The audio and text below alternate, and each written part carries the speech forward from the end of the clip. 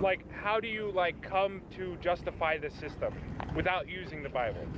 So, like, for instance, premarital sex is sin.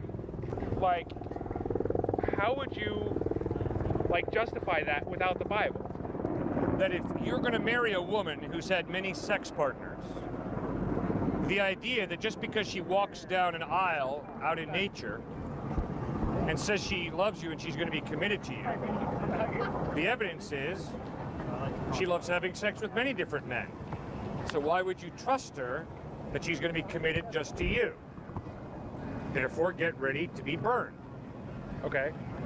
So is that like... Whereas, if the woman insisted that sex outside of marriage is wrong, the odds are, when she makes a commitment to you, she's not going to be looking for other men.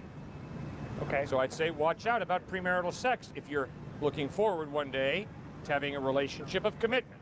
Right. Now, if you're not looking forward to having a relationship of commitment, if you view sex as an open thing, and you can swap wives, girlfriends, it really doesn't matter, I would say watch out. You're going to be a very lonely, superficial person.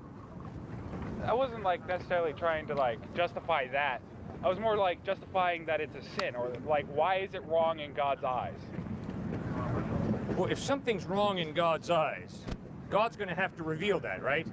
I'm not going to be able to figure that out. Right. And what Jesus Christ claimed is that he is God revealing what is good and what is evil. Okay, now, but wouldn't you have to, like, say that using the proof that, like, he said it in the Bible, and that's where, like, that's what I'm saying, is, like, the Bible says that it's right.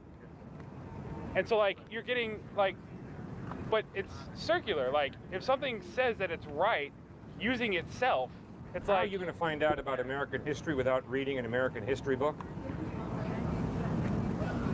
How are you going to find out about Muhammad without reading the Quran? How are you going to find out about Siddhartha Gautama Buddha without reading the teachings of Siddhartha Gautama Buddha? How are you going to find out about any historical person without reading the eyewitness accounts? Do you see what you're asking, sir? Yeah, thank you. It's impossible for me to learn about Abraham Lincoln without reading U.S. history. It's impossible for me to learn about Napoleon without reading European history.